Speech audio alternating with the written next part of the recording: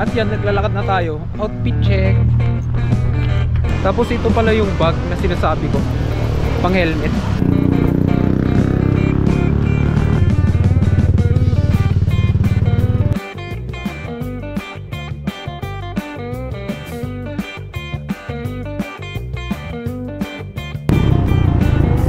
Sana all, may back ride. Parang nagulat pa si ate ah.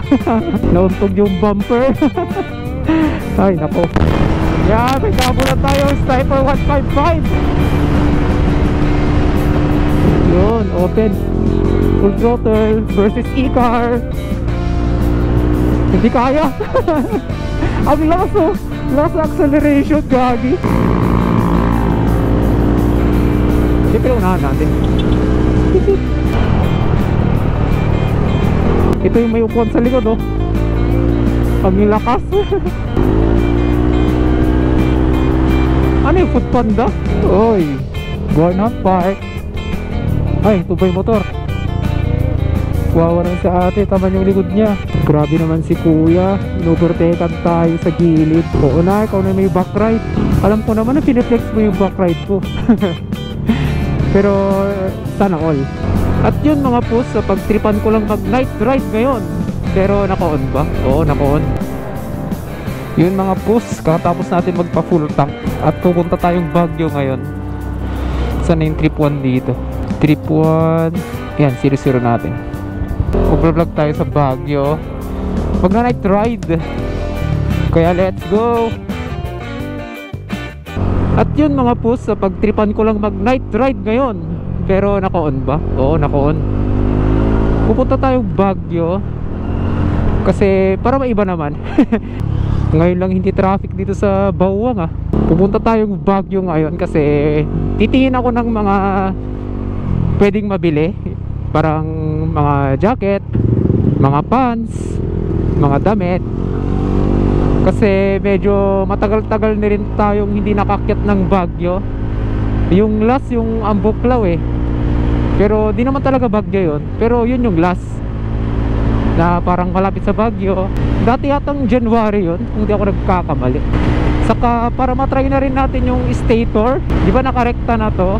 Yung ating error 12 na yon na issue. Try natin kung papalya tayo. Huwag naman sana. Yung dala ko lang dito is yung impact. Kasi yun lang naman talaga.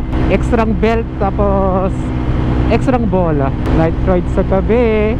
At yung pinakamaganda is solo tayo. Nasasanay na tayo maging solo rider. Namiss ko rin kasi mag-ride ng gabi. At yung masaklap doon mga pus, nakalimutan ko ibalik yung stock pipe natin. Nakalagay ngayon is yung conical na RS8, yung silent killer na sinasabi nila.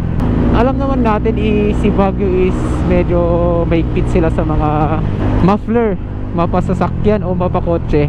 Di bali di naman as in na maingay to, sakto lang. Pero kahit na, aftermarket pa rin. Nagma-ID ako para makita ng mga tropa natin dyan. Kasi lahat sila ngayon is busy silang umiinom. Kaya solo ride muna tayo ngayon. Si Marshall naman, birthday ni mama niya. Shout out kay Marshall, tapos kay mama niya. Happy birthday po tita. Kaya di siya nakasama. Siya sana yung kasama ko ngayon. Always naman eh. Uy, ang ganda na pala dito. Ito yung daanan na papuntang Burgos. Kasi nag-Region Road pa lang to. Ganda, maraming street light na dito. Diba? Dito na tayo sa Burgos. Sa arko ng Burgos. Ba, maganda dito ah. Ngayon lang ulit talaga akong aakyat ng Baguio ng gabi. Grabe, ito pala yung nabuggo dito sa Burgos. Yan yung bus. Pinost yun 2 days ago ata. Sabi naman nila nag-loose brake. Pero grabe naman pala nangyari. Kala ko hindi ganun kagrabe. Kasi sa picture parang hindi ganun. Sakto lang. Ba, maganda na pala dito. Meron ng mga ilaw. Kinay. God.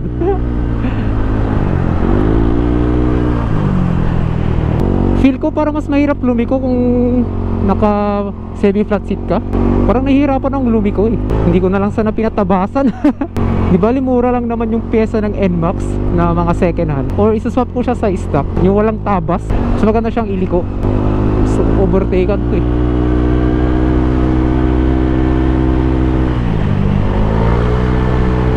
Yung mga grupong mga naka Aerox NMAX. At yung nauna sa kanila may dalang upuan. Walang ko ma-overtaken ko to eh. Or ganito na lang para may kasabay tayo. Anong tingin nyo mga boss? Diba na ako na din yung driver, diba? Naka-pipe silang lahat. Naka-pipe din tayo eh.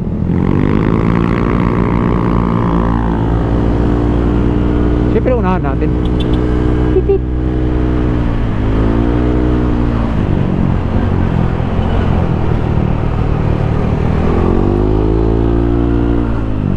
Ito yung may upuan sa likod oh.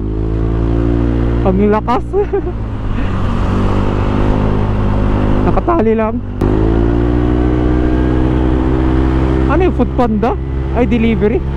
Saan yung butas dito? Yon, yung butas na yan. Lagi ako nabubutas yan dati.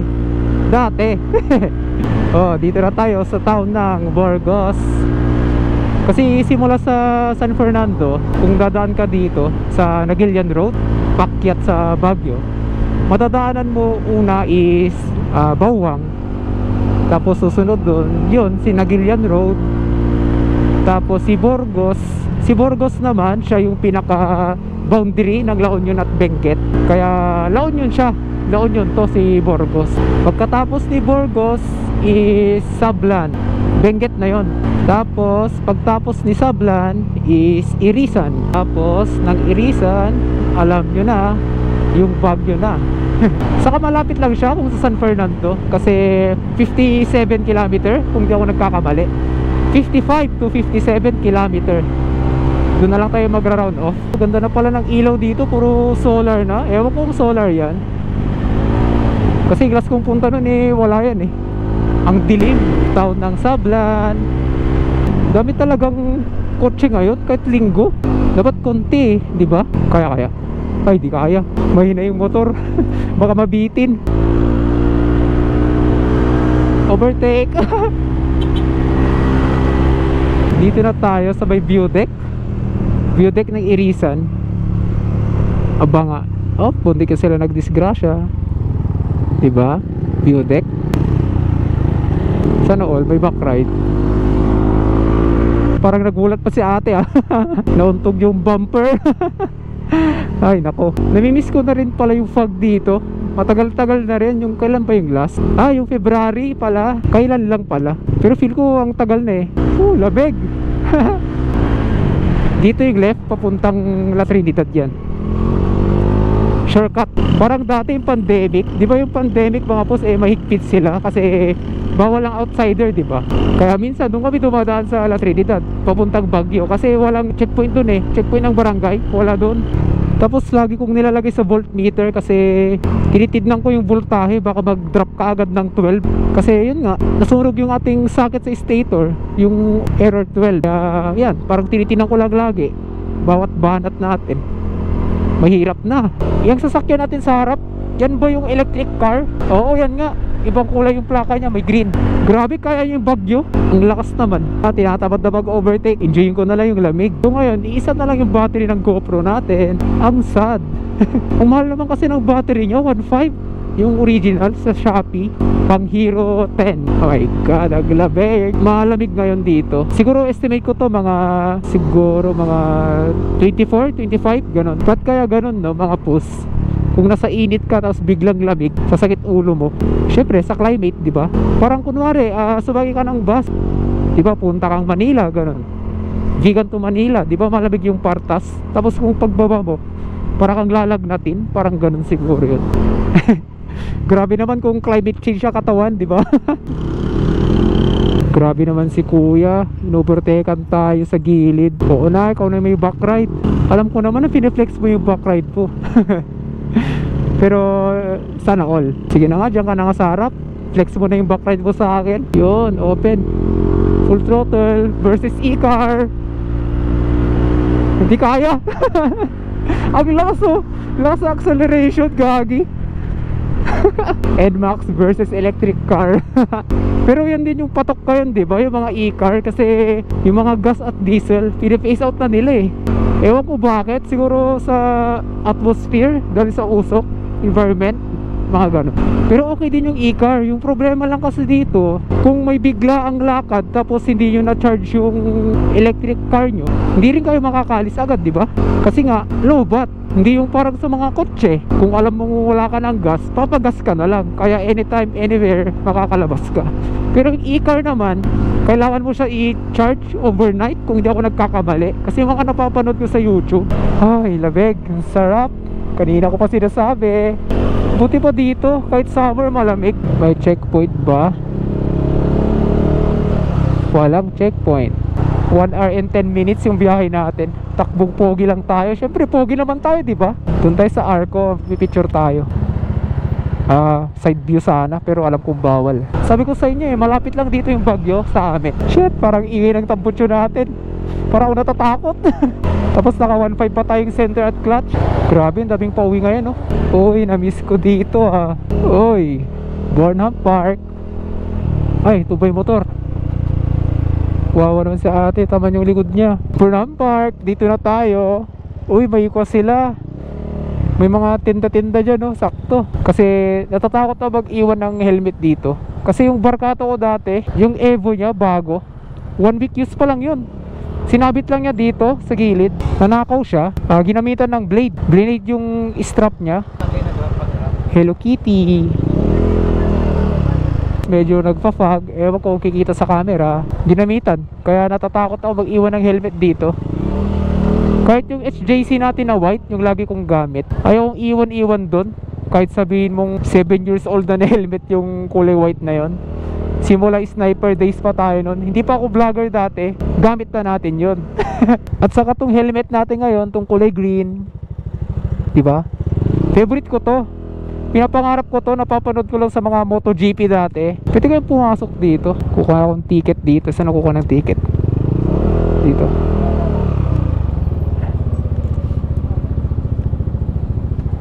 $9.13. Thank you, sir. 9.13. 10 pesos per hour yata dito kung hindi ako nagkakamali. Matagal-tagal na rin.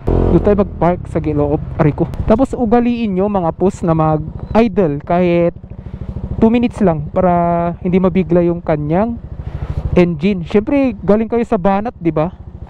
Tapos bigla yung papatayin. Wala. Ito pala yung flat seat niya mga pus. Hindi naman flat seat, parang tabas seat. Tapos na parang liha yung kanyang seat cover.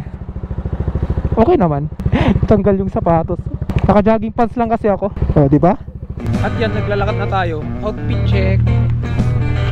Tapos ito pala yung bag na sinasabi ko. Pang helmet.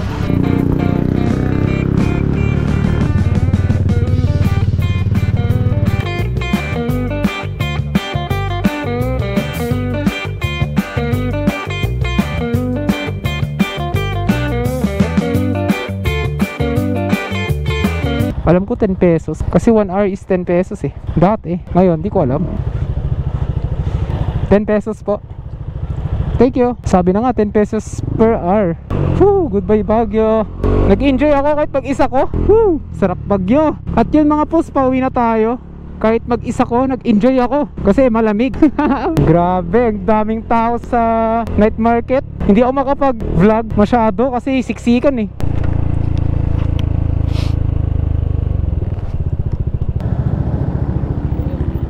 Ay, okay na po. Thank you.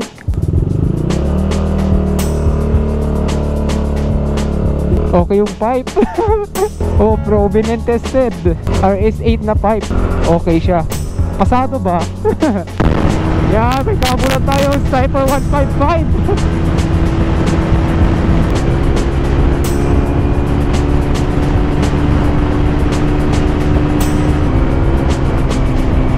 Yan, mga bus, dito na tayo sa Monumento. Dito na tayo sa aming barangay. Kaya salamat sa panonood mga pus. Time is 11:22 at peace out.